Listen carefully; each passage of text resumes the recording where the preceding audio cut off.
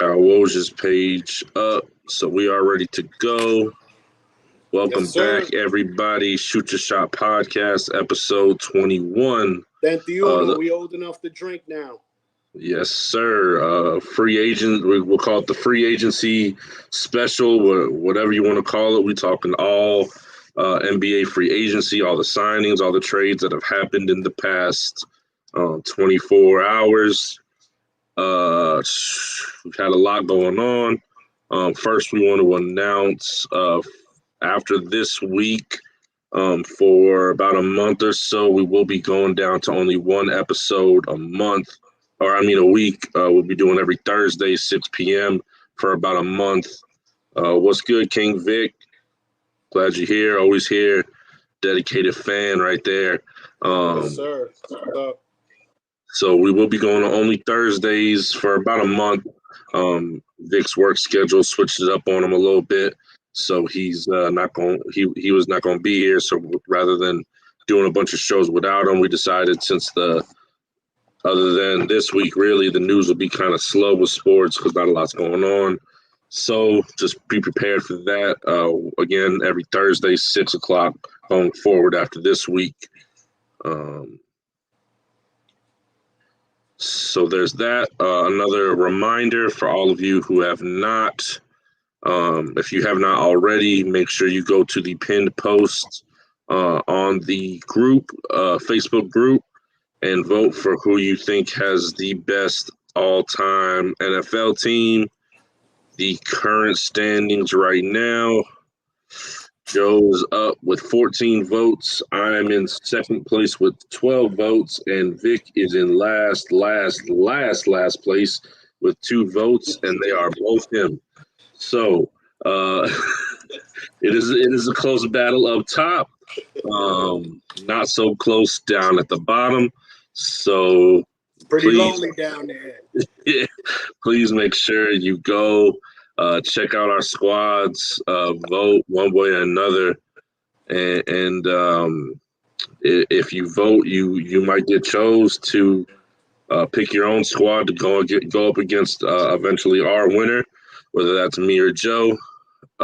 So again, you got yeah, hey man, he did it to himself.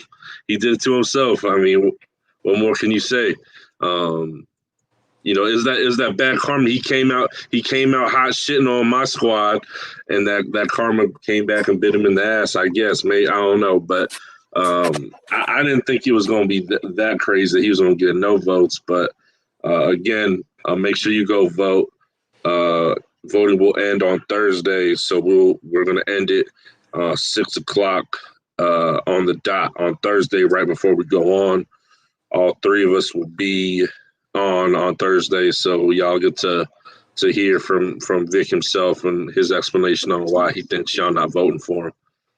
So with that being said, Joe, you here with me? You had a good weekend? Yeah, my weekend wasn't bad. Can't complain. It's always just fast, since I work weekends, I really don't have time to do much. Like everyone else, I don't get to relax and chill and enjoy it. And so it always goes by fast. So, but I'm here. I'm happy. I like the moves that's going on in the NBA, and that's what I'm here for, baby. Let's get it started. Cool. So we'll go with what really started everything yesterday. Kyle Lowry with the sign and trade going over to Miami with Goran Dragic and Precious Uchua going over to Toronto. I don't think there was anything more to that. I'm not seeing anything. So that was the first kind of deal that struck during the day. We've kind of talked about it internally already. Neither of us are big fans of this for either team. But I'll let you go ahead and kind of speak your mind on that one. Well, it's a couple of years too late. I think Lowry at this point is like, you don't know what you might get. I just don't think he's at that point where he's able to contribute anything to what Miami's trying to do. I mean, unless you want to cruise control and you ain't trying to like bring that title home, and from the looks of it, on top of the Lowry signing, they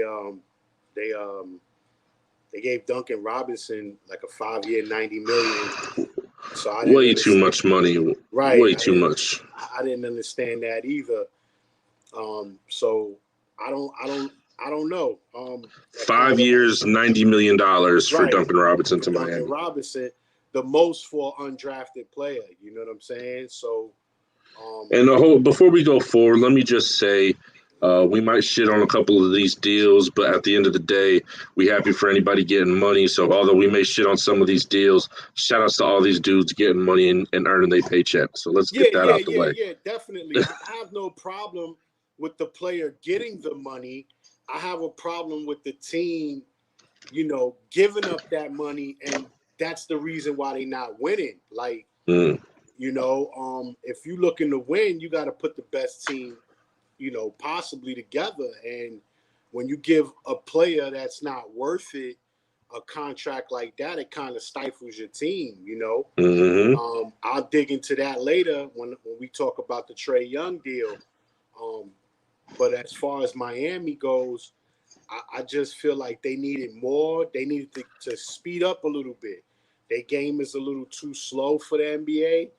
And I just think teams are catching up to that. Like, yeah, it may have worked in the beginning, because it was like you were able to stop and get defense going and half-court traps and, stuff like that. But at this time, it's like, teams are hip to it. Teams are starting to get faster, and if you can't get faster, then that's going to leave you behind. So I just don't look at it as an upgrade. You basically switch Dragic for Lowry, and there's no real big upgrade in that.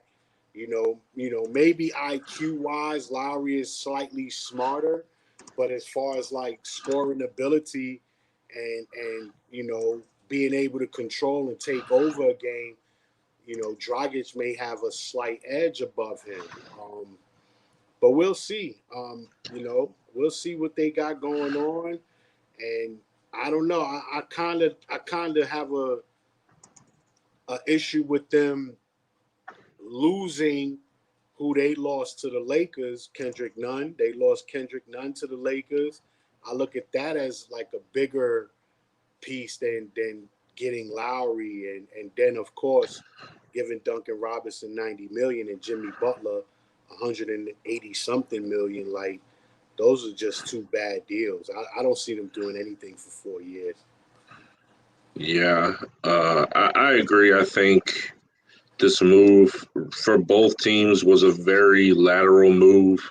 I don't think either team gets much better with this move. I also don't think either team gets much worse with this particular move. Again, like you touched on, losing Kendrick Nunn might make them a little worse. My big thing now is really just this Duncan Robinson, all that money. He's a very one-dimensional player. He's not giving you much defense. He's pretty much just a three guy. There's no D there. So, and it's also sometimes a little harder for me to see with clear eyes with Miami because they are a rival. I try to look at it objectively and not just be like, this was trash because it was trash, but I just don't see these being major moves that gets them a championship. Jimmy Butler is still your best player on the team, probably. Bam being a close second. Those two with Lowry and Duncan Robinson, I don't see that getting you a championship, especially the way some of these teams have moved and gotten into better positions. So again, just a lateral move, maybe a difference of a couple wins, but we'll move past that to big news for your squad. Lonzo Ball signing a 4-year, $85 million contract from a sign and trade with the Pelicans.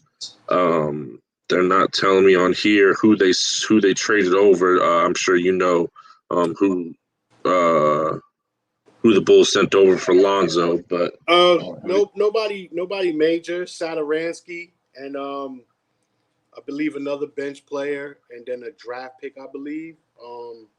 So it was nothing major, and that's one of the things that I love about the deals that they've made so far. They also acquired DeMar DeRozan in a sign and trade with San Antonio, and that's another deal where they didn't give up nothing, major. So with these two deals, you added Lonzo Ball and DeMar DeRozan, and you still was able to keep Laurie Markkinen.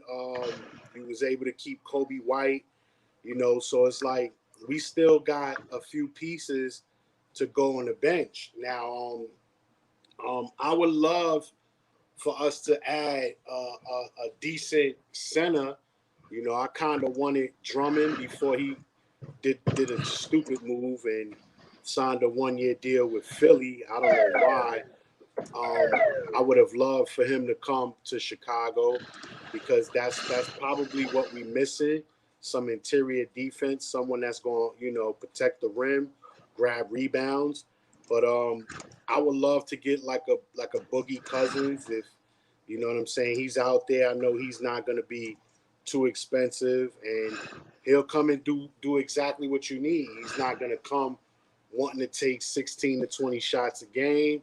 He's not going to clog the paint because on offense he can shoot a jump shot, and when it comes to defense, he's gonna do what he needs to do. He's gonna protect the rim. He's gonna block shots. He's gonna grab rebounds. So when you got a big like Vooch, a guy that's not really a back to the basket type player, he's a spread. Shoot the three, outside jump shot. Yeah, he can get you 12, 15 rebounds, but it's like, if you can get someone to cut that load and help them out, it'll look a lot better. But I'm very, very happy with the moves they made so far, and I'm just hoping it translates to wins. We still got a decent coach. I don't see how this not could work.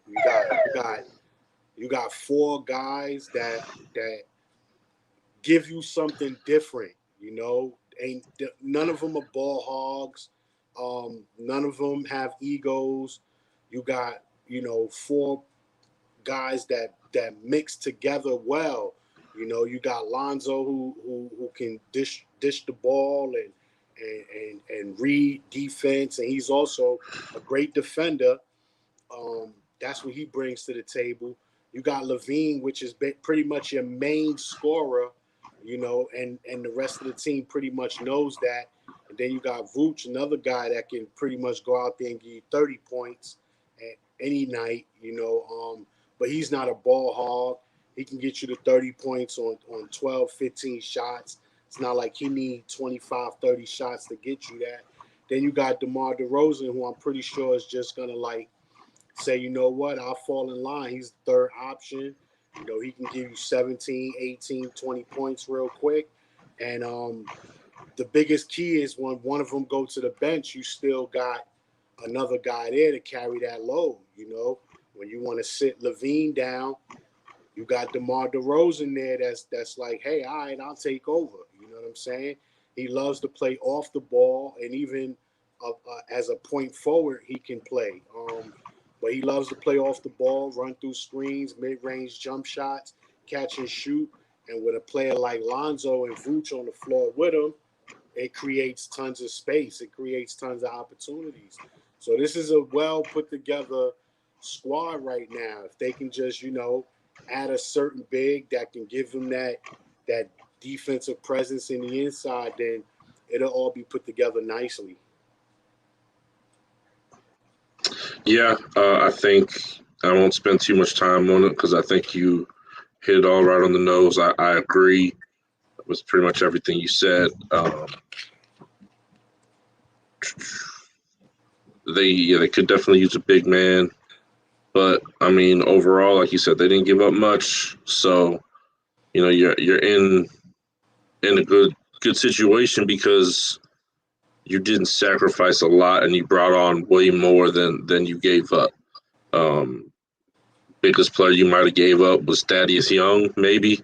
Right. And like I'm willing to give him up because he's been on a lot of teams in his career.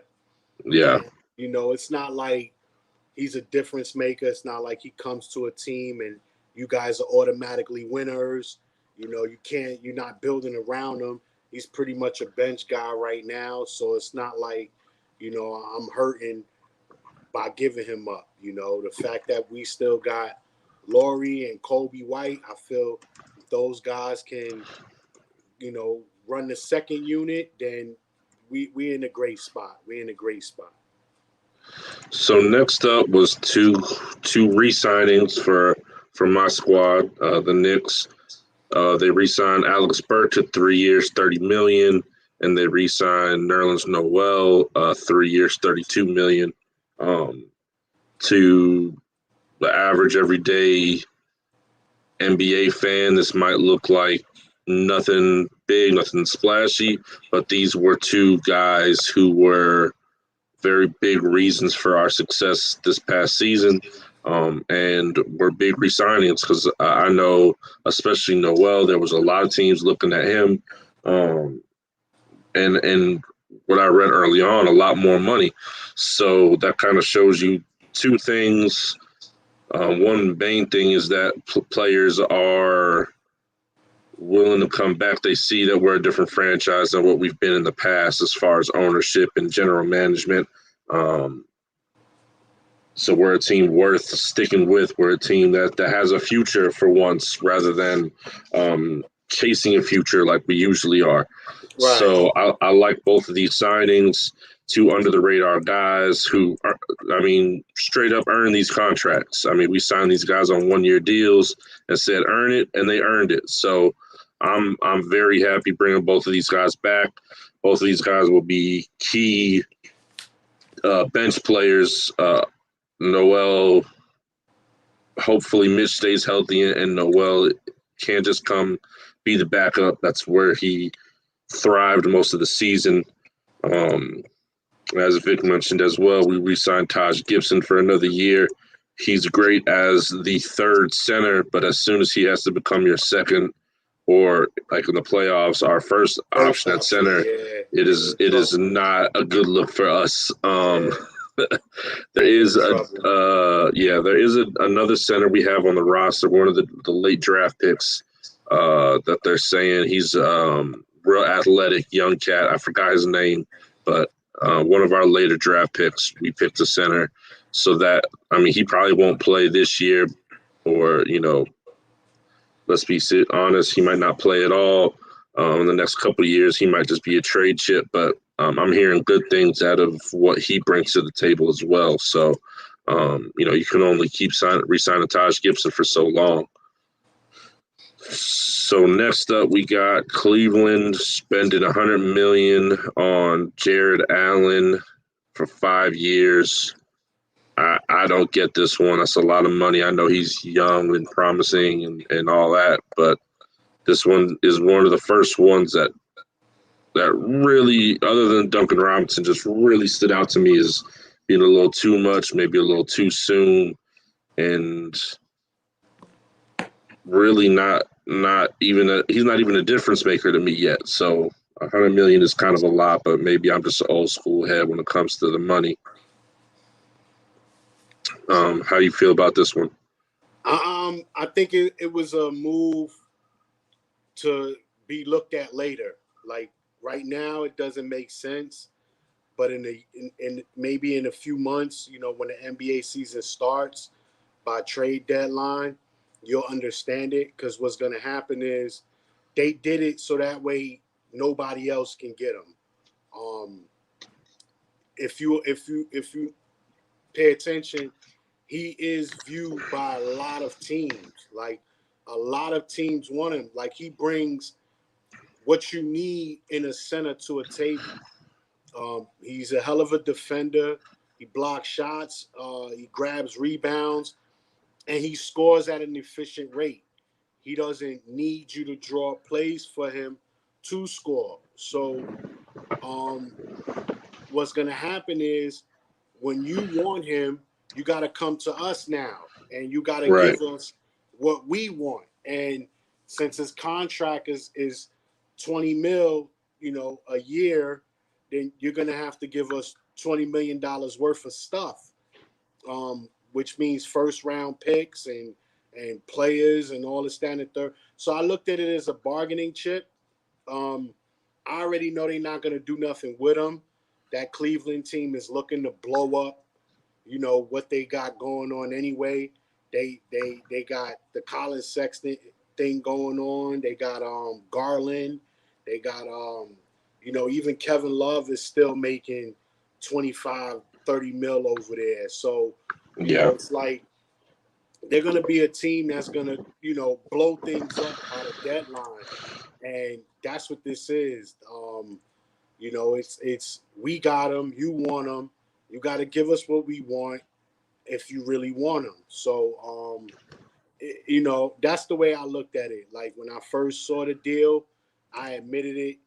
I said, this is weird because, you guys haven't even secured the most important pieces of the team. And, you can't run nothing through him. So if you lose, Sexton, Garland, or even Love, then what? But I looked at it like this is going to be the biggest bargaining chip on the table. You know what I'm saying? If we want to rebuild or start all over and go in the right direction, we need something good in return. And this guy is going to get it for us. So he's going to be the one that brings them multiple draft picks and a player that's decent and good enough now, so that's what it was with Cleveland. That's the only reason why they gave him this contract. Yeah, I feel you. Hey, Vic, I see you mentioned some other players. We just going in order of how things happen. We jumping around a little bit here and there, so we'll get to the Evan Fournier news in a little bit. I got some thoughts on that. For right now, next up, we got the Jazz re-signing Mike Conley, 3 years, $72.5 million. As I told you, that's something that I feel like they needed to do. I know injuries are a big concern with him, but when healthy, he helps that team and he helps Donovan Mitchell a lot. So I think it's something that they had to do. Also, I don't think he had many other suitors. I wasn't hearing nothing about, too many teams chasing after Mike Conley. So, he cashed in his big check on that last contract. So, the $72 million is really not that bad for him. I think most people, if you would have thought when him and Greg Oden were coming into the league that we wouldn't be talking about Greg Oden ever, and he'd be regarded as one of the better point guards in the league for a while. I don't think too many people would have thought that was going to happen. So I think it's a good thing for Utah. I think it's a good thing for Mike Conley. Hopefully he could stay healthy, but that's always been the biggest question mark for him. Yeah. Again, this is a safe deal. I wouldn't say nobody, wanted him because he's the type of player that does make a team better. Because he does what you need from that position. He is a pass-first point guard. He's not looking to score 30, 40, although he can, when he's on, he can. So guys like that are huge additions to a team. You look at a Chris Paul, he's a pass-first point guard, but if you need 20, 25 points, he can get you that. You know what I'm saying? So Mike Conley falls like right in there with him. So I believe this is the safe bet. You re-sign him. Hopefully you can get 75 to 80% of the season out of him. I just feel like in the 82 game season, if you're missing 30 to 40 games, 50 games, then it's like that hurts. So what I would do is try to lighten his load in the beginning of the year, so that way you got him towards the end of the year. Because I think that's what really hurt Utah, not having him in the beginning of the playoffs and early in the playoff run. And by the time he came back, it was like, one, I don't think he was 100%. Two is like, you got to find your groove now, and this is the playoffs. This is not the time to find your groove and find your shot and find everything. So if they can hold him out, let him miss, you know what I'm saying, a game every other game here and there in the beginning of the year, so that way Load by the management. time, yeah, so by the time playoff time come, he's fully healthy. He's able to play and get you what he want. But I don't mind it. I honestly think if Utah wouldn't have gave him that deal, I think many teams would have probably went after him. Maybe with a lower number.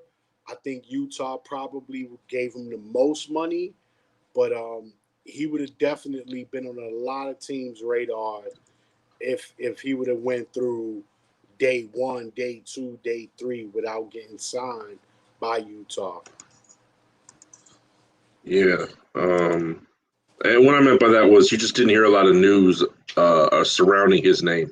I think I agree there would have been definitely a bunch of teams interested, but he wasn't one of those names that you were hearing constantly like some other names. Right. I'm just gonna rattle off a couple of these lesser deals, and you can tell me which one out of these you think is the biggest impact. We got Torrey Craig agreeing to a 2-year, $10 million deal with the Pacers. So he's left the Phoenix Suns. Right. We got Mo Harkless agreeing to a 2-year, $9 billion deal to stay with the Kings. Yeah, We got Gary Trent Jr. agreeing to a 3-year, $54 million deal. Yep, back in Toronto. We got Furkan Korkmaz agreed to a 3-year, $15 million deal to stay with Philly. We got Zach Collins agreeing to a 3-year, $22 million deal to go to the Spurs. So he was leaving Portland to go to the Spurs. Then we have Kelly Olynyk agreeing to a 3-year, $37 million deal with the Pacers. So he's Pistons. leaving Pistons. I'm sorry. So he's leaving Houston. Tim Hardaway Jr. is staying with the Mavericks on a $74 million deal, 4 years, $74 million. And TJ McConnell has agreed to a 4-year, $35.2 million deal to stay with the Pacers. Out of all those deals, which one do you think has the biggest impact? None of those. I think one of the biggest signings, not the biggest, but a sneaky signing, is Utah signing Rudy Gay. Yes, I like that. We'll get there. Don't let them know that one yet. We'll get there. These were just a few middle of the pack ones I wanted to race through. None of those deals make or break a team. None of those deals is really helping. A lot of the teams you mentioned are not even playoff contenders. The Kings. I mean, Dallas re-signing Tim Hardaway Jr. I think they could have definitely upgraded. I feel like you pretty much saw what he is and saw what he could do, and it doesn't get any better. Like, it's not gonna get, it's not gonna get better than what he's shown you over the last 2 years and the couple of years in New York. I honestly think their issue and their key is if you're not gonna re-sign Kristaps Porzingis, then you need to just be out there hard in the market trying to find someone that's gonna help, Luka. So yeah, I don't think Hardaway Jr. is the key. I don't think he's it. So none of those guys you mentioned and none of those deals you mentioned really does anything to change the landscape of any team that they go into or whatever. Toronto don't have nothing going on. So Trent Jr. going back there, he's just going there so he can get his shots opportunity and score his 20 points. Maybe get his little highlights here and there, and that's basically it. Yeah, there's one deal in particular that I feel like makes a difference. It's maybe just a little wishful thinking for me, but I think losing Zach Collins and also Carmelo, who we'll get to later, affects the Blazers because maybe it's showing Dame that they're not going to be as active as you might think. They did re-sign Norman Powell, 5-year, $90 million. I don't think that's enough. I think if you're Portland, you need, with all these rumors circulating, you need to be doing everything that you can to upgrade your roster. And as of right now, they are a worse team. Zach Collins is not, by far, not a great player, maybe a C-level player at best. Melo, from what I understand, they had a pretty good relationship off the court and on the court. So, it just makes you think a little more, how much more is Dame going to take before he finally pushed that button? But here's Again, the thing. I know it's a little wishful thinking from me, but, we'll see what they do. I understand where you're coming from, but it's like, who can they get? Like, that's the thing. Like, in order to get anybody, it has to be trades now. All the free agents that was pretty much out there that was scooped up over the last 24 to 48 hours were pretty much known and knew they were going to stay. Chris Paul we knew was going to stay. Jimmy Butler we knew was going to stay. It wasn't many guys that really left their team, other than the signing trades. I don't think Lonzo Ball would have been a fit for them. I don't think a DeMar DeRozan is a fit for them. I just don't think certain guys that moved yet are fit for them. So the stuff they need to do is in trades. Now you re-sign Norm Powell, and he's a decent player. He can go out there and get you 20 points, whatever, help you on defense, has a little jump shot. But I always, and I'm gonna stick by it, I just feel the issue is him and CJ. You have to blow that up, man.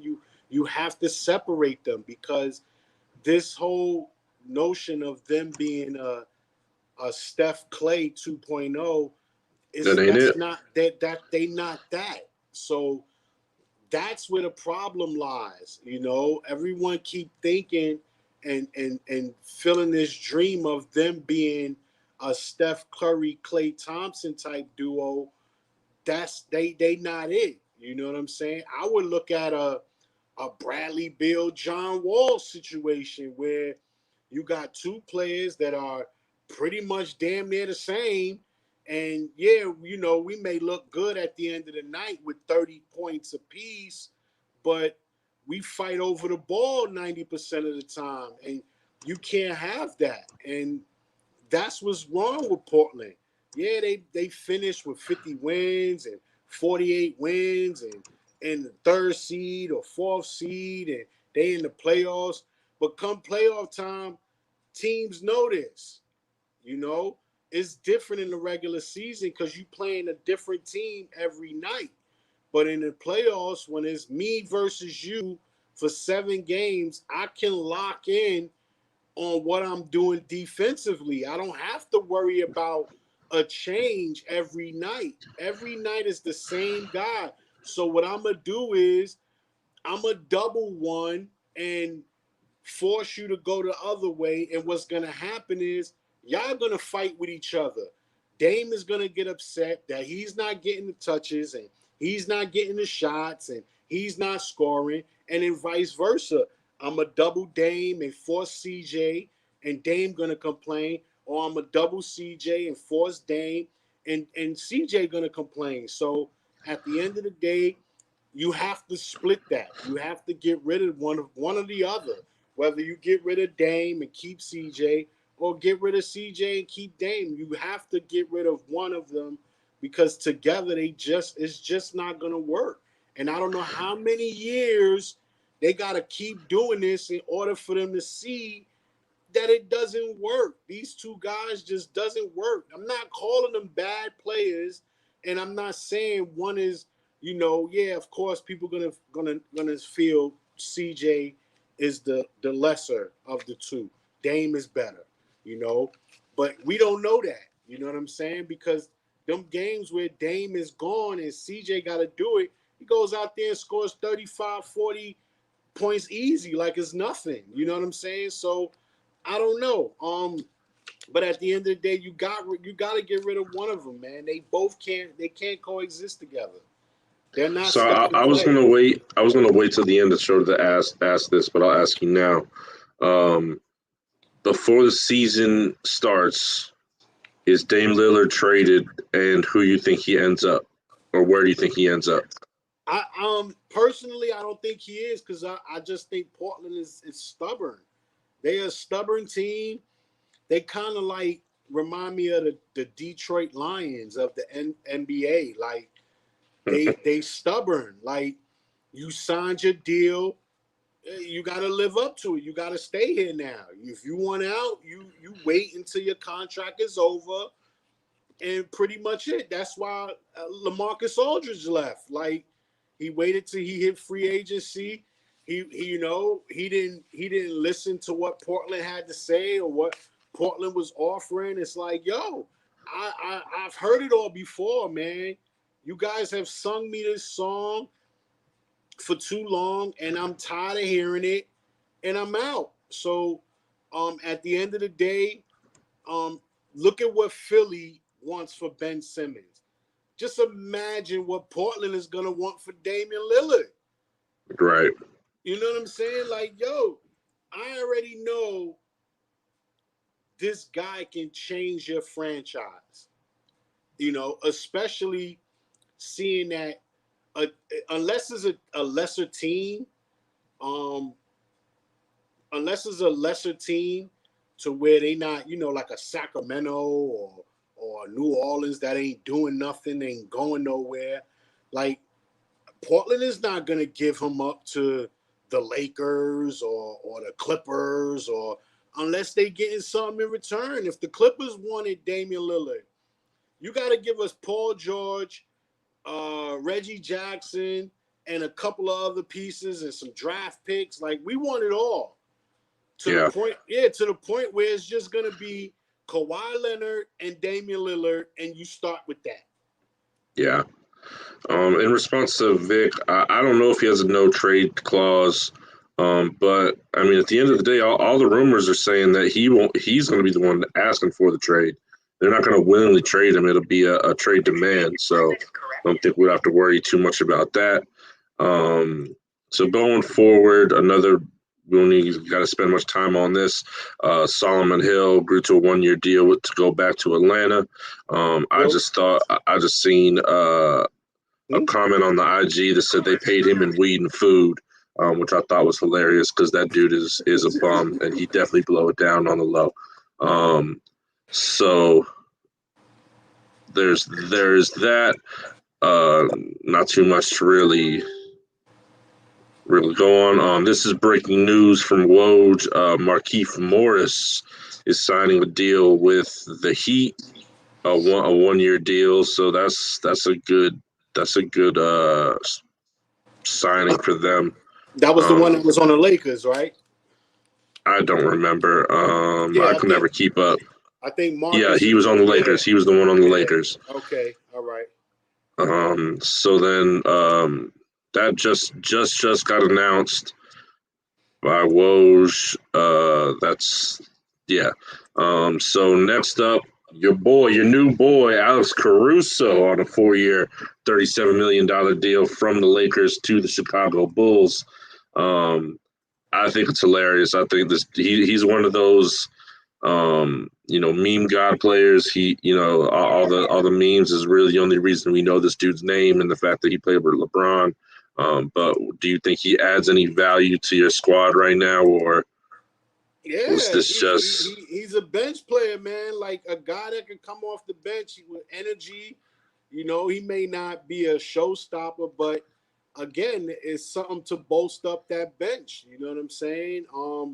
When he go out there, give you a quick 10, 15, minutes, and you gotta watch him. Like it's not like you can just say, leave him. Like, nah, you have to watch him. He has the ability to shoot and shoot it well, and he can, sneak. He always got a sneaky dunk just about every game, so he can get in the paint and get to the rim. And so, I understand the jokes and the memes and all of this, that, and the third. But at the end of the day, man, you got to watch a guy like him. Like a guy like him, like a JJ Barea, a Matthew Dellavedova, like guys like that. Like, yeah, joke all you want, but it's guys like that make a team, like a PJ Tucker. You know what I'm saying? Like, he may not be the greatest and he may not be that guy that can lead, but it's like when you get a guy like him on your team, it's like, yo,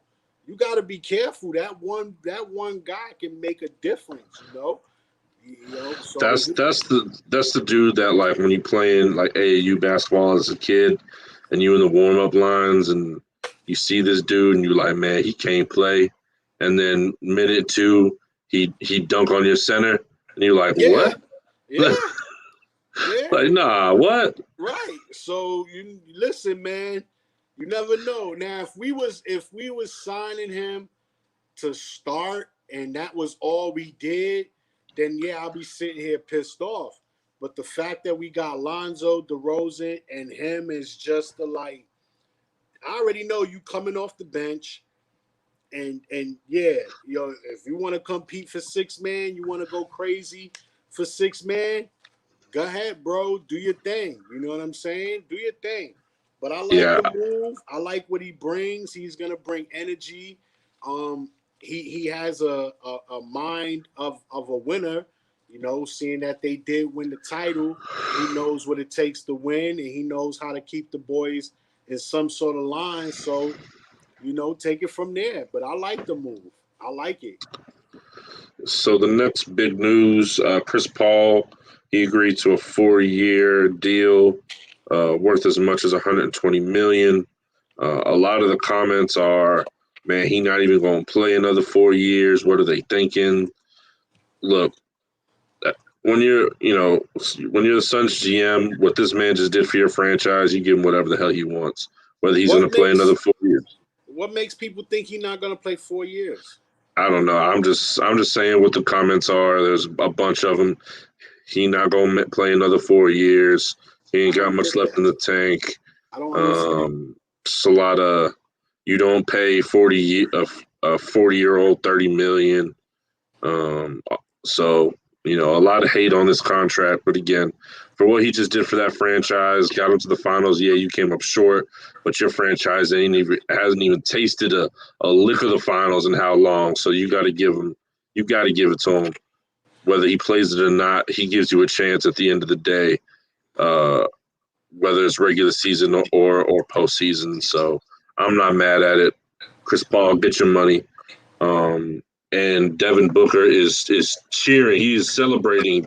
He is going out to the club and spinning a rack because he will just continue to have his game elevated by Chris Paul.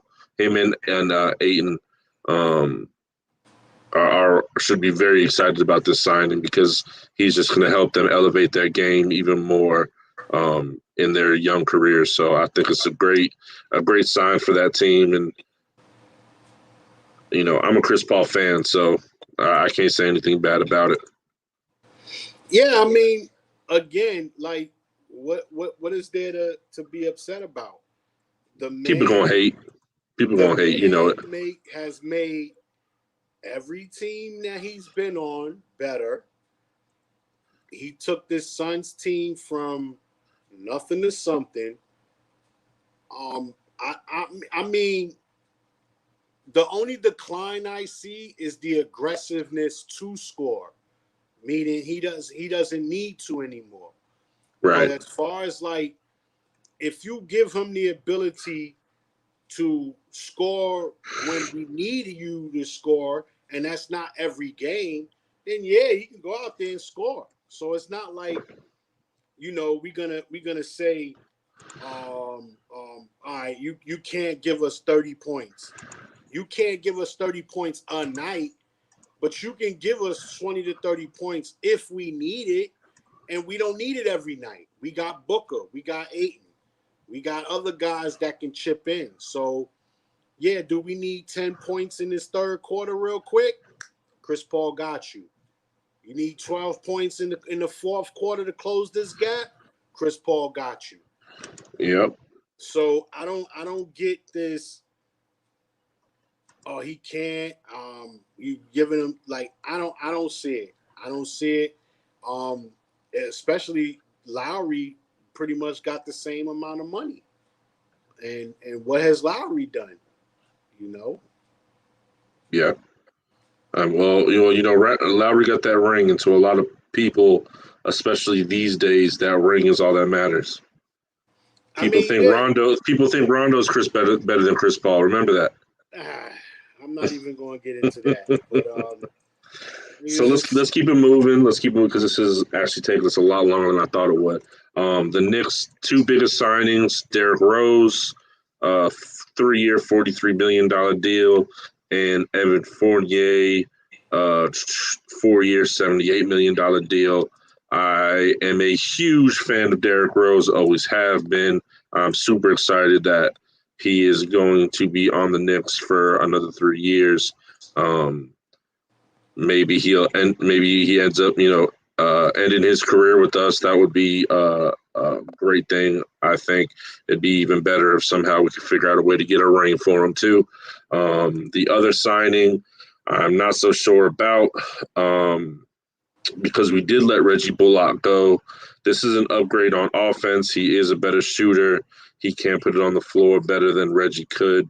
But on defense, this is a big downgrade. Hopefully, Tibbs can find a way to maybe unlock his potential on defense, and get the best out of him there. But I talked to a few of my Magic fan homies, and they're telling me he is exactly who I think he is.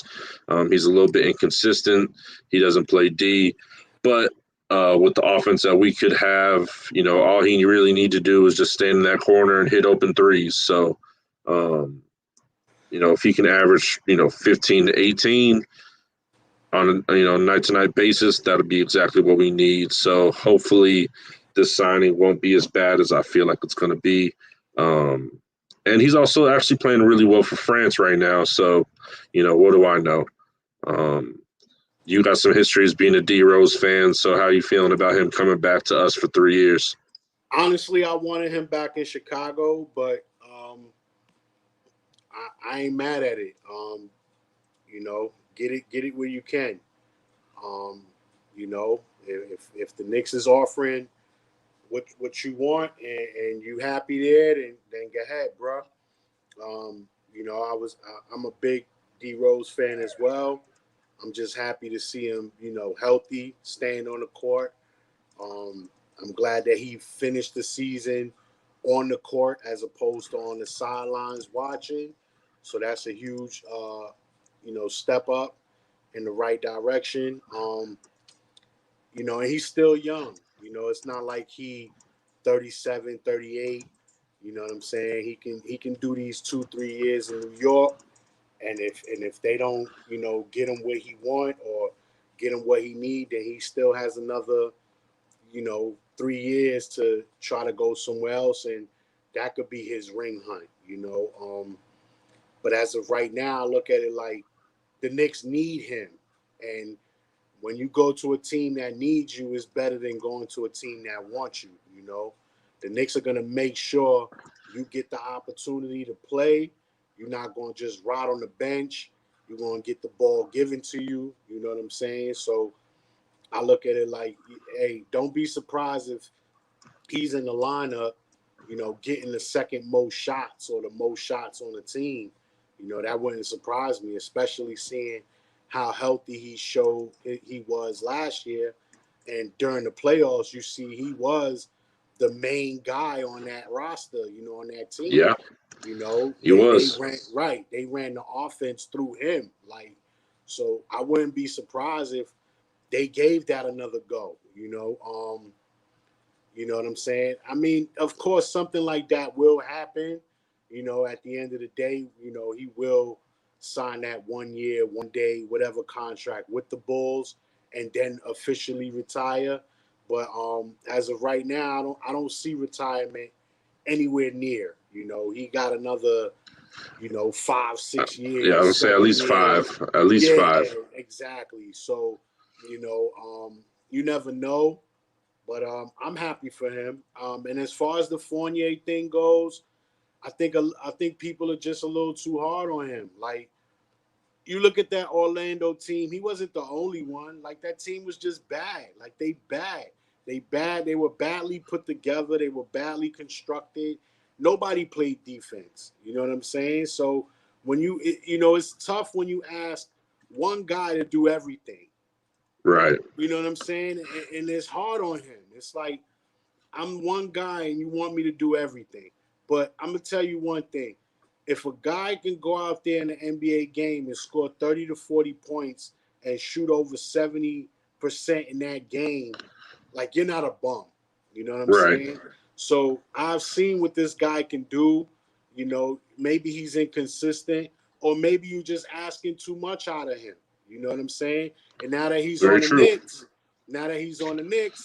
you're not asking all of that from him. You know what I'm saying? Like you said, give us 15, 17 points, stay there in the corner, do this, and that, and we happy.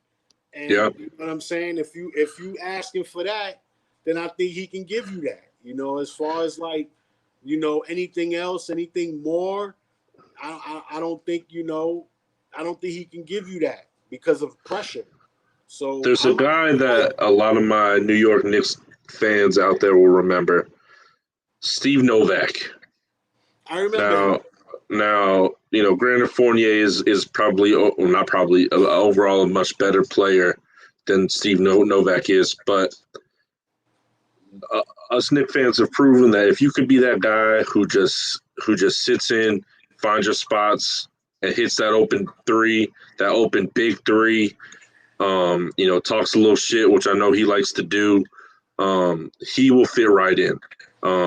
Again, I'm basing everything off of what Magic fans are saying.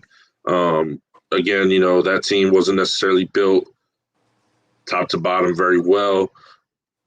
Yeah, all Novak did was just sit at that 3-point line.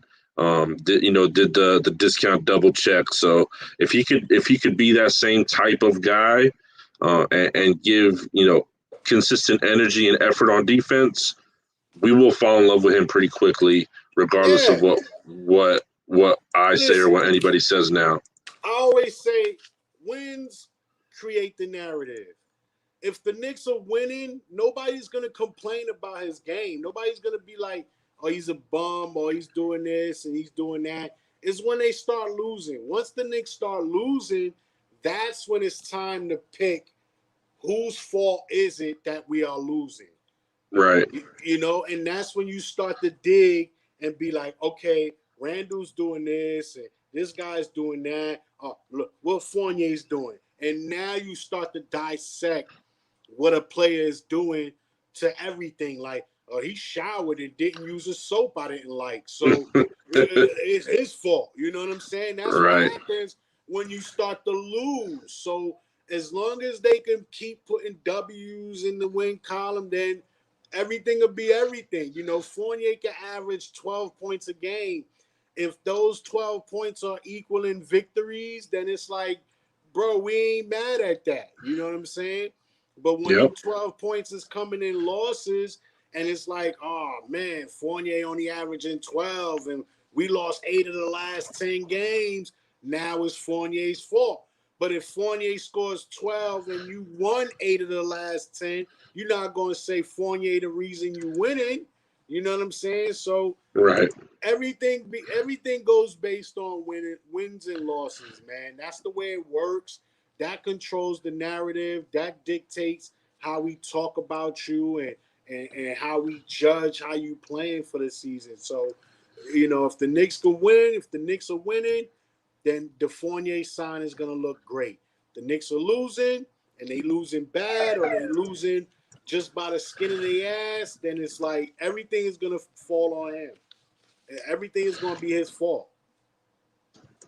Well, hopefully it's the latter, and we'll get some wins, and he plays well. So next up, your Bulls let Daniel Diaz go to Houston, 4-year, $36 million deal.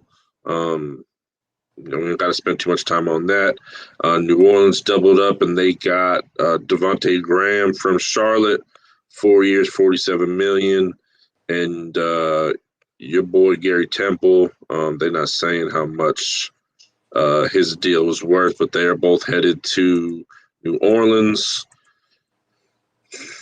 Then we got two big re-signings. Trae Young getting way too much damn money from Atlanta, $207 million for 5 years. And then you got buddy from the Thunder, Shai Gilgeous-Alexander, 5 years, $172 million. So both dudes cashing out. Listen, I mean, it's hard to say a dude who just did what he did in the playoffs, and Trae Young doesn't deserve $207 million, but there's very few people on this planet I personally feel are worth that kind of money to play a sport. I don't think Trae Young is one of them. I think this really screws them over with flexibility in the future. I think this deal is going to potentially lose them John Collins, who I heard they offered a measly $125 million, which they say he's mulling over and likely to decline. So I just think in the long run, this hurts them because now they're stuck with this team for 5 years. They're not going to be able to make too many big signings. They're just going to have to hope that their draft picks turn into big money dudes, and listen, it's too much. It's too much money for me. What do you think? I said it. I said I would have gave Trae Young the same deal Gilgeous-Alexander got. I would have gave him the 5 years. Because what happens is the ball is in your court as a team. I would have gave him 5 years, 178, 180 mil, and if you're not happy with that, then we'll play out your contract. Like, see what happens, because what happens is it cripples your team. You got a lot of young guys, so you really don't have that established star. And it's like, yeah, Trae Young is becoming that, but he's not that yet. He's not the Damian Lillard, Steph Curry, type of player, the KD, LeBron. He's not there. So will he become that, or will he get there? I don't know. Especially the NBA is changing the rules on this, force and foul type game. So we don't know how that might affect his game. So I don't know. I don't want to play with fire when it comes to just giving you money. A lot of guys tend to take it easy, when they do get deals like that, especially at a young age, so early. So it's like, I don't know. I wouldn't have gave them that. They do need to lock up John Collins and someone else, and they also need wiggle room just in case a superstar do want to go there. Let's just say, I don't know, Bradley Beal. Let's say Bradley Beal says, you know what? I want to go to Atlanta. Now, yeah. Now you can't do it. Now you can't. Or you got to trade him to be able to do it.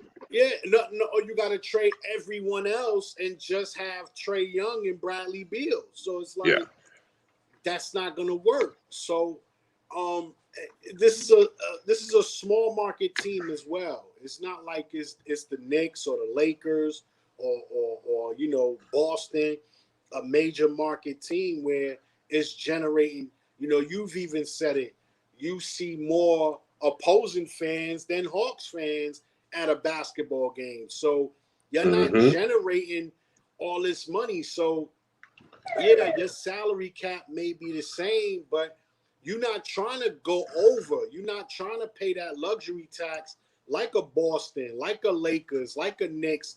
Those teams are willing to pay that salary cap, that luxury tax, because they generate so much money from the sport. So you cripple your team by giving this one guy, 40-something million a season. So again, I would have gave him. Listen, I know it's a big difference, but listen, it's a difference between winning and losing. You didn't do this by yourself. Right. You know what I'm saying? I could see if it was like a Steph situation where he's I was gonna say leading into that. Speaking of a dude who did earn it, Steph got 4 years, $215 million. Right. So it's like you think I'm the same as this guy? Like hell no. You're not in not even close. Right. Not even close. So you're not in the Steph Curry category. You're not. If you was to take, most of those guys off of Atlanta, you take Capella, Collins, Bogdanovich or Gallinari. You take a few of those guys off the team. What's gonna happen? Nothing. You know what I'm saying? So yeah, it's a huge difference. So I would have gave him the 180 over 5 years. That's what? That's 30, 35, 30, 34 million, 35 million. If you're not happy with that, bro, then you could play this last year and you can do what you want. You could test the waters. You know what I'm saying? Because I guarantee you, the way the teams look, if you break down all the good teams, they don't have what it takes to sign you. So what's gonna happen is, yeah, you're gonna get your 200 million, but it's gonna be from a bum squad like Sacramento or something like that. So it's not gonna be a contender. So this is your best shot to keep things going. We're the 5th seed. We got to the conference finals. I mean, due to injuries and things falling in our favor, so what? So be it. But still, Philly not gonna give you this contract. Boston ain't giving you nothing. Milwaukee ain't giving you nothing. Atlanta ain't giving you nothing. That's all the contenders. New York ain't giving you nothing. That's basically all the contenders in the East. You want to go to the West Coast? All right, fine. The Lakers ain't giving you nothing. They don't have what it takes to give you a contract. The Clippers don't have it to give you a contract. Denver, Dallas, Portland, none of these teams got what it takes to give you a contract. So what are you going to do? You're going to go to a worse team? Yeah, go to a worse team. Go get your 200 mil and rock. So and one other thing that it might be a little overlooked here is the pressure that it puts on this dude now. Now you a $200 million man. Now you got to replicate what you did this past season, but now we need you to take it a step further now because you worth $200 million. We need you to do more. He peaked. You will not get a better season, specifically postseason, from him better than this year. He officially is at his peak. He might be able to maintain this for a couple years. He got ankles made of glass. His ankles stay getting hurt. His feet stay getting hurt. It just wasn't a good look. I would rather gave John Collins a little bit of that money, but let's move on because I'm tired of talking about him. Yeah. Like I said, listen, man, I give you this. If you don't want it, then we'll play out your last year. You got one more year under contract. I'm pretty sure you rather get 35 than $8 million, $9 million. So, hey, man. So we got a couple of centers moving. Robin Lopez has agreed to a 1-year deal with the Magic. Right. JaVale McGee agreed to, I think, a 1-year deal with the Suns. Yeah. Nothing official yet, but all odds are pointing Spencer Dinwiddie to the Wizards. Still nothing official on that yet, but that makes sense for him. Forward Sam Decker, who spent the past 2 years overseas, is signing a deal with the Toronto Raptors. It's coming back. Okay. He used to play for Houston. Yeah. Rudy Gay, as you mentioned before, 2-year deal with the Jazz. That is a big signing for them. I think that's going to do a lot for them. What else we got? Nemanja Bjelica is going to Golden State. That's a big move for them. Yeah, with Otto Porter, I kind of like those. I kind of like what Golden State did there. They got defensive guys that are and he can shoot it, and can shoot. He can shoot it. Yeah, so I'm gonna keep my eye on Golden State because I don't think they've done yet. Nah. PJ Tucker left Milwaukee and went to Miami. And then the Milwaukee turned around and signed Rodney Hood to a 1-year deal. When healthy, that is a great signing for them. I think they get a better overall player than PJ Tucker, maybe not defensively, but overall. When healthy, he's a better player. Andre Drummond, we'll spend a couple minutes on this one real quick. Andre Drummond has signed a 1-year deal with the 76ers. Both of us kind of don't really understand this one. I can understand in the sense of if they are just trying to ease the pressure off Embiid, but this signing has way more potential to backfire than it does to do them any justice. Just give me a real quick, give the people what they want to hear about this one. This shit makes no sense for neither. Like, I could have sworn Drummond didn't want to come off a bench. I thought he wanted to be a main, focal piece to a team and contribute. It just makes no sense. I mean, you seen what Dwight Howard did in Philly. That didn't make sense. Dwight Howard going to Philly didn't make sense. And now Drummond follows the footsteps and go to Philly. It just makes no sense. I don't see it for both parts. Like, even if Drummond come out and say, hey, I want to go to Philly. If I'm Philly, I'm like, what the fuck for? Right. Like, why? Why do you want to come here? Like I said, unless Philly is banking or like just in case Embiid gets hurt, I don't understand it. I don't understand it at all. Yeah, it's a 1-year deal, so maybe it's see what I could do. Maybe he wasn't getting a lot of attention. I don't know. You go to a bum team and ball out. But he's been on bum teams his whole career. Eventually, you just say you want to say fuck it. All right. So when you was in Detroit, remember you was in Detroit. You was this close to a max player. Like, you was there until you went to the Lakers. That's where you fucked up. If he goes anywhere else other than the Lakers at that trade deadline, he is signing for a max deal right now. You go to a bum team and ball out and show these people, I got it. I could still give you 20 and 20 every night.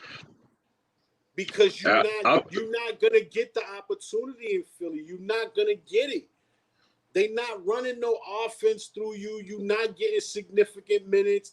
Even if Embiid gets hurt, the offense isn't gonna flow through you. It's not gonna get, like I said, just imagine Ben Simmons and Drummond on the floor together. I don't even want to imagine that. It made me sick. Shabba Ranks ugly. Like, ew. Like, Ben Simmons and Andre Drummond on the floor together? Hey, well, I'll tell you right now, and then we'll move on. If Mitch Robinson can't stay healthy or doesn't progress this year, I'll take Drummond on a couple-year deal next offseason. Right, I understand that because the Knicks ain't clogged up down there. Yeah. You know, Randall is not a power forward, meaning he's not backing everyone down. He's not trying to. He's everywhere. Right, he's everywhere. He's outside, he's inside. So it's like it makes sense. The Knicks got shooters. They spread the floor. It makes sense. It don't make sense in Philly. They were saying Ben Simmons' issue is Embiid is always in the paint, so he can't get to the paint. So what the fuck you gonna do with Drummond now? At least Embiid wanders to the three-point line, can shoot a jump shot, can work on the outside. Again, Simmons and Drummond on the floor together. The only thing that I could think of is kind of like what you said with Jared Allen. Maybe this is a deal that when trade deadline comes around and they need to package someone with Ben Simmons to make that deal look a little more attractive. Maybe it's a sweetener, but other than that, I don't see it making sense. I don't want that deal. You're not gonna give me Ben Simmons and Andre Drummond I don't want that. Ew. I don't want that. Well, nobody wants Ben Simmons alone, so it's only two teams maybe that'll benefit from a trade like that. And one is probably the Knicks because Ben Simmons wouldn't have to shoot really. He can break down a defense and kick out to whoever. And we're used to having a point guard who sucks because we just suffered through Elfrid Payton for 2 years. Right. So and you need inside defense and a presence to grab rebounds and block shots, ease the defensive pressure on Randall when it comes to battling centers, because that's what he do when they play a team like that. When they play a team that has a good center, Randall has to play defense most of the time. You know, and it wears him down. You see, versus Atlanta, he was getting killed versus Capella. And that is why Mitch's health is important. Right. So that makes sense if you can have a decent package to where you're not getting rid of a lot of people and you get Ben Simmons and Andre Drummond. And the other team is Golden State. That's it. Those are the only two teams. I see Golden State I see both teams doing something a little or having better options out there. But let's keep it moving along. New Orleans, another New Orleans signing, some dude I've never heard of. It's I think this is a re-sign, Didi Louzada, agreed to a 4-year deal with the Pelicans. And then we got Atlanta losing Tony Snell to Portland, a 1-year deal. He's been pretty much a non-factor for a long time. He played for the Bulls for a while. I'm sure you remember. But then let's get to the two super teams in the NBA right now. We'll start with the Nets. Hold on, before we go any further, I don't know what the fuck New Orleans is doing out there. I really don't. You know what they're doing? They're chasing Zion out of there real fast. That's exactly what they're doing. Because I don't know with the moves they making, I don't know what the hell they putting together and what the hell they got going on. They need to just say fuck it and give Master P his wish and let him be the coach or whatever he want to do. Because it's a straight dumpster fire out there in New Orleans. But go ahead. So we'll start with the Nets. They lost a couple of key players. They're about to, again, as we mentioned, they're about to lose Dinwiddie to Washington. It sounds like they lost Jeff. That Dinwiddie deal is supposed to be a sign and trade to where they're supposed to be getting Montrezl Harrell and Kyle Kuzma back in return for that. Really? Yeah. I was reading about that. It's supposed to be a sign and trade to where the Nets signed Dinwiddie to I believe a 4-year, 120 mil, something like that. and they supposed to be trading him to Washington for Kyle Kuzma and Montrezl Harrell, and I think a draft pick or two or something like that. So they're not supposed. We'll wait to see. We'll wait to see about that.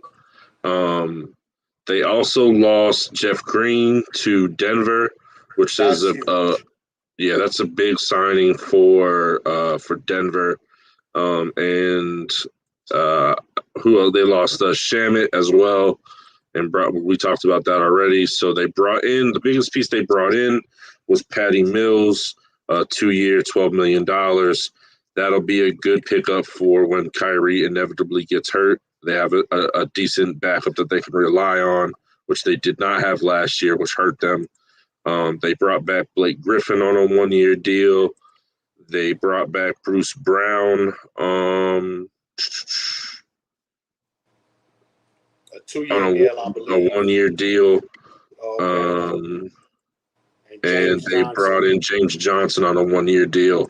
Other than Patty Mills, I don't really see any of these dudes making a difference. Blake Griffin is going to be exactly what Blake Griffin was last year. Not a big factor. He had, 2 good games in the playoffs.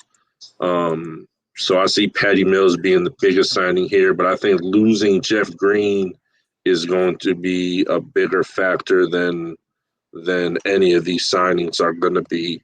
But when you got KD and James Harden and Kyrie, apparently none of that matters. I am also hearing that DeAndre Jordan is on the trading block.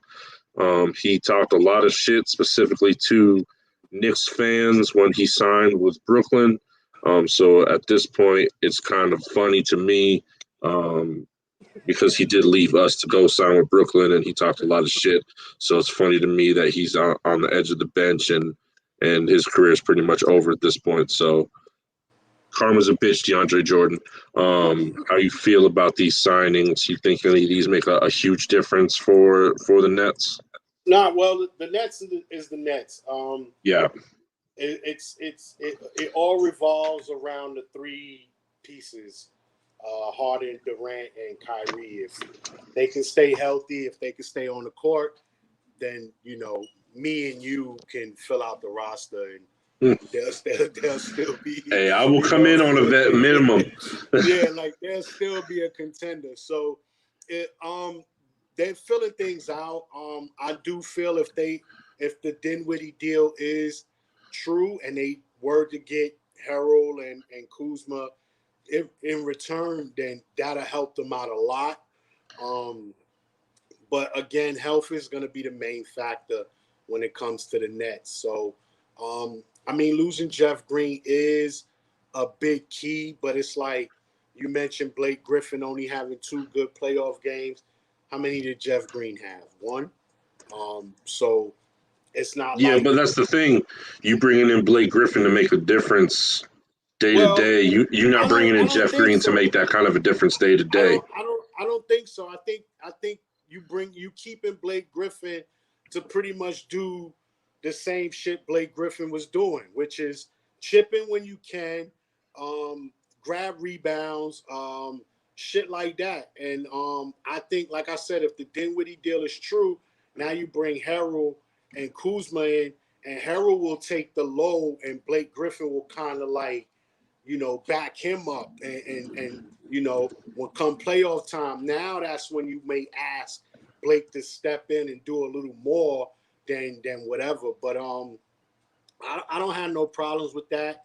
I think the Nets, again, it's all about health. Getting Patty Mills is huge because Kyrie Irving seems to be the most unhealthiest out of the 3.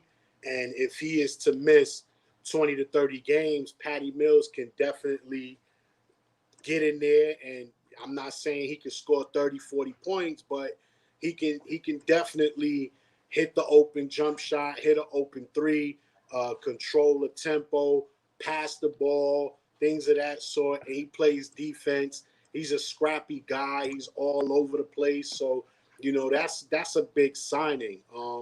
So I don't see no issues with what they lost and what they are keeping. So, it's just what else are they going to lose and what else are they going to get?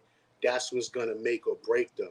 Because at the end of the day, you need 5 to go on the court, and you need at least 8 to 9. You see, that's what really killed them during the playoffs was depth. They didn't have nobody that's going to go out there, after KD, Harden, and Kyrie.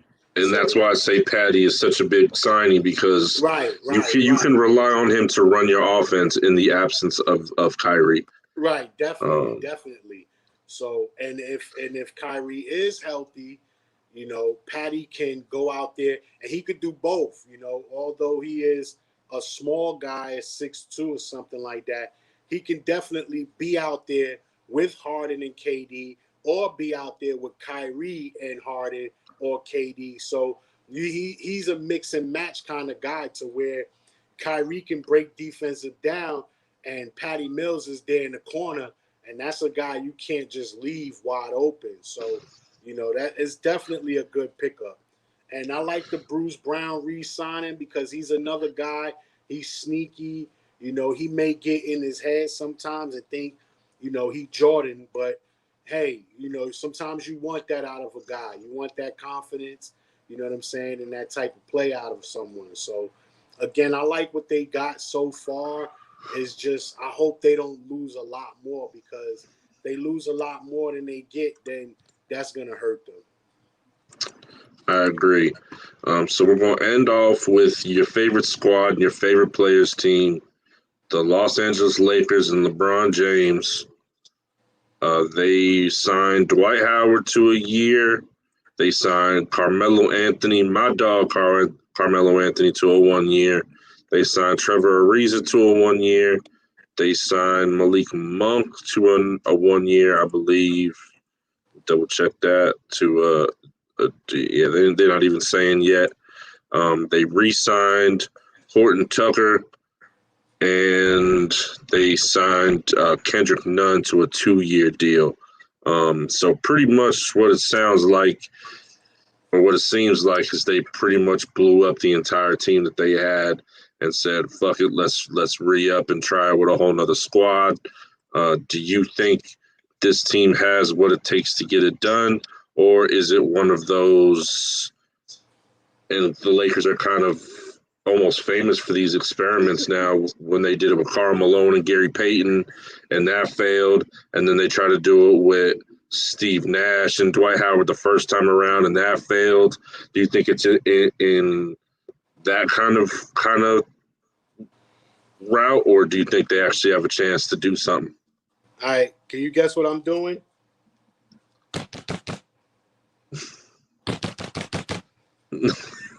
That's me putting a puzzle together and pieces not fitting, and I'm just banging them shits in so they can fit. No, these moves are all over the fucking board. It's like you close your eyes, you spin around and around and around and stop. Okay, come on. And you close your eyes and spin around and around and around, you stop. All right, come on. Like, I don't know where they going. The names, these guys, the only name was Kendrick Nunn. Kendrick Nunn was basically the only signing that I was like, you may have something there. DeMelo is 5-6 years too late. The Ariza, 5-6 years too late. Dwight Howard, again, you're about 5 years too late. They also signed Kent Bazemore. That's another guy that. Oh yeah, I forgot that one. Listen, I just don't understand what's the personality and style of this team now. You still need shooters. Who's your small ball with no shooters? Who's your shooter? You have no shooters. You have no ball control. It can be argued that Carmelo Anthony is the best shooter on this team right now. Russ is going 120 miles per hour. Now, with this team, see, here's the thing. When you got Russ, you were supposed to get guys that'll try to keep Russ under some sort of control. You got guys that if they on the floor with Russ is gonna look at them like, man, fuck these guys. This is my show, bro. This is welcome to the Russell Westbrook Lakers. So your best bet is to never, ever have Russell Westbrook on the court with just these guys.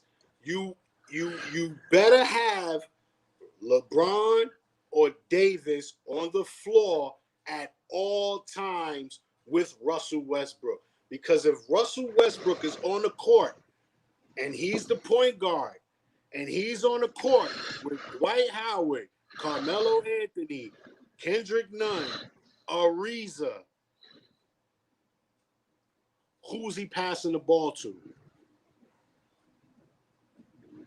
None of them. He's not passing none of these guys the ball. He's on 120 miles per hour, back and forth. He's going to look like a fucking ping pong ball going back and forth from offense to defense. When the opposing team score, he will be there with his hands out. Give me the ball. And as soon as you inbound the ball to him, he's taking less than 4 seconds to get from the defensive side to the offensive side. And he's going to take another 2 seconds to make up his mind as to whether to shoot or take this shit to the rack. I don't see it working. This is another case of building, trying to build a quick team for LeBron when after 18, 19 years, LeBron hasn't figured it out that it's based on chemistry. Chemistry and putting together the right pieces of a puzzle. That's what it takes to win. That's what we need to win. Everybody with this, as long as you got LeBron, we could win. If that was the case, he would have 19 titles, 18 titles. He doesn't. He has 4, and in some people's eyes, he only got 3. So, three championships in 18 years, and you guys haven't figured it out yet? It takes chemistry and putting together the right pieces of the puzzle. Milwaukee had a good puzzle going on. We missing a few pieces. They went and grabbed pieces that fit perfectly. Drew Holiday, PJ Tucker, Bobby Portis, those guys fit perfectly. And we did not mention Bobby Portis re-signed 2 years, $9 million, I think, with Milwaukee. To stay with Milwaukee. That was a great deal. It was a team-friendly deal. I'm hearing that they offered PJ Tucker around 7, and he didn't want to take that. And they couldn't offer him any more because if they offered him more, it would get them over the salary cap, and they would have to pay a $23 million luxury tax for that. And that would be over $30 million total to give to just one player. And they felt they couldn't do that. So that's why PJ Tucker ended up walking. But I don't know. As far as everything that you said about the Lakers, I really wish I could disagree because I am a big Melo fan. I've been a fan of Carmelo Anthony since, I'll say Syracuse, but really, even before that, when he was in high school, I was following him a little bit. So I want LeBron. LeBron's gotten so many players. I hate a ring. It'd be nice for once for him to get somebody I like a ring. I as much as hate as Russell Westbrook gets and how erratic he might play, I've always been a fan of his as well, just based off of pure talent. He's up there and he doesn't have it all. Another player I wouldn't mind seeing get a ring. I just don't see it happening. Not with this team. They have no big men. Dwight Howard been washed up. Pau Gasol was a zero non-factor last year, and he's only just another year older. So, you have no centers to rely on. So teams that have centers, I mean, think of what a dude like Jokic would do against the Lakers. He's gonna have a field day. He's gonna love it. Think of what a dude like Joel Embiid is gonna do against the Lakers. Think of what even Julius Randle. Think of what he's gonna do to the Lakers. Like those big men who, if you don't have somebody clogging up that paint, that are just gonna torch you. When they see the LAL on the schedule, their eyes gonna light up and they gonna get ready to eat. Yeah. Because there is no rim protector.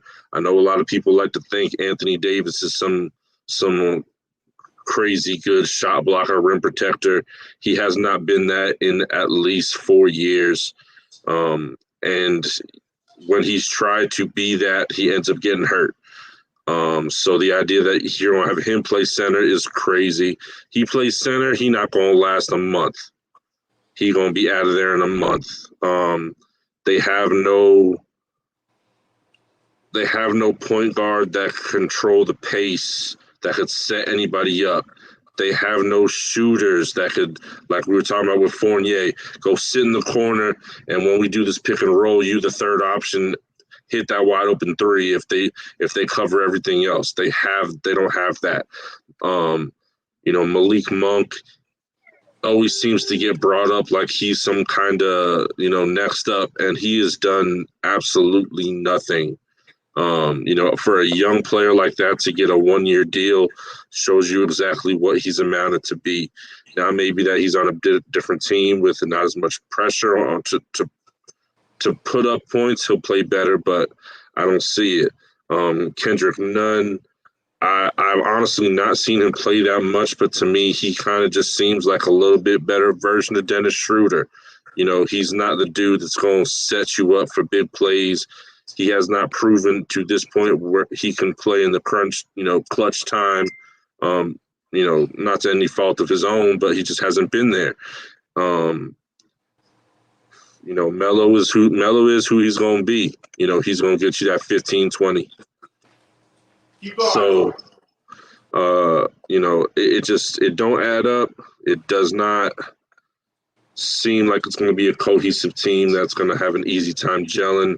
I think the first couple months of the season is going to be rough, and then a competitive Western Conference that could, have them, in another position where they're, fighting to get into the playoffs in the play-in tournament, which I believe is happening again.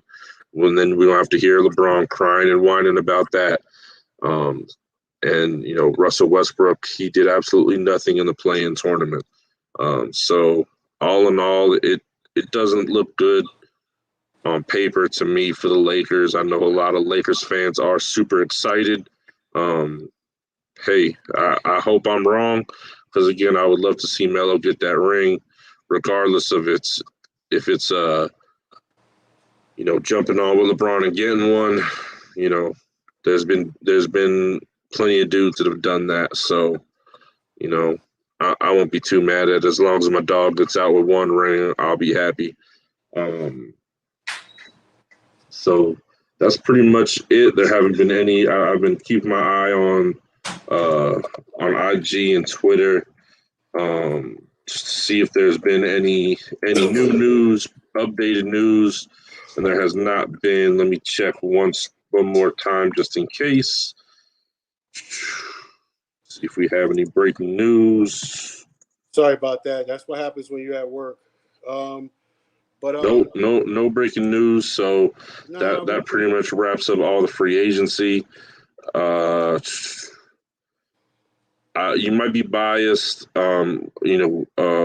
with your team, but one last question before we get out of here: who do you think has had the best first 2 days of free agency? Based on what teams needed and what they got, I have no other choice but to go with the Bulls. Even in private chats, I've been saying it for the last month and a half. who we needed to get, who I wanted. We needed Lonzo Ball and a DeMar DeRozan type of guy. And that's exactly who we got. I mean, that's what we needed, you know. We needed someone to facilitate the offense and control and also defend on the opposing end to lighten the load on Zach LaVine. So now when we play teams with good guards like Washington, Bradley Beal, you know, Atlanta, Trae Young, you know, even when we go West Coast and we play Golden State, Steph Curry and all these guys, now Zach LaVine don't have to run around and chase these guys all day because you want him to give you your 30 points. So I have to go with the Bulls. And it's not a biased look because, again, I'm a fan of the sport first. If the Bulls wouldn't have made these moves or if they would have made bad moves, I would have bashed them as well, you know. So judging based on what teams needed, and I have my list here and what teams got, and, you know, like I have to. They got Lonzo, DeMar DeRozan, and now Caruso to come off your bench. So, and they did it without losing, you know, they major pieces. So I have to go with them so far, but it's not over yet. You never know. Yep. What can happen? It's not over. It's early. I would agree. Right. Chicago, as of right now, has had the best off season. I will say, if for my Knicks, it could go one of two ways. If this ends up being all that we do, which I don't think it will be, but if this ends up being all that we do, it will be a decent off season. But there's just this feeling that something big is around the corner with everything they did on draft night and the signings that they did make. So if something big shakes, like a Lillard trade or Sexton or something like that, then that can propel them, into a better spot. But again, we'll see. I think, and we probably both agree on this, the biggest loser of the first 2 days of free agency is not a team. It is Dennis Schroeder, because his dumb ass came out talking about, I want 150 million, and everybody in the NBA was like, nah, bruh. So biggest loser for me, Dennis Schroeder. By your chuckles, I assume you agree with that. I mean, hey, listen, don't you shut up because Dennis Schroeder gets signed by the Knicks. I know. I saw somewhere they said that if they package, I think if they package like Kevin Knox or something like that, then there'll be room to sign him to like $125 million deal. I wouldn't do it. I hope not. Right now, the Knicks. This is why I was so shocked they didn't go after Lonzo, because they need a pass first point guard. That's what they need. They don't need. Dennis Schroeder wants to score 20 plus points. You know, so that's what they want. That's what he wants. So yeah, I wouldn't sign him if I was the Knicks. He's not a good fit. He would go there and destroy Julius Randle, RJ Barrett. He would destroy all of them. All of them they will all have career worst years with Dennis Schroeder running the point guard. So I agree. Again, and I've seen him play live plenty of times in Atlanta. Yeah, in Atlanta. I'm pretty sure you have. So I listen, I hope listen, like we said, we don't knock nobody for going out there wanting to get that money and getting that money. But again, do you want to win or do you want to get the money? Yeah. Sometimes in order to get both, you have to be a Kevin Durant, a LeBron James, a Steph Curry. That's the only way you can get both. When you Dennis Schroeder, you have to pick. You're not getting both, bro. Right. So I don't know. Him and Reggie Jackson. Reggie Jackson is another one. He had a good playoff run and a decent season. I would take Reggie off the cheap. Yeah, off the cheap, I'd take him. Yeah, I would take Reggie over Schroeder, but it's like even with Neither's Reggie, what we need, but you gotta be careful with Reggie because yeah, Reggie is the type that'll look at the scoreboard, look at the clock, and get that Urkel feeling in him, and just won't pass the ball to nobody. And this is my show, and you don't want that when you're a winning team. When you're a losing team and you ain't doing nothing, then get ahead, man. Go out there, go crazy, shoot 27 times, score your 40 points, whatever.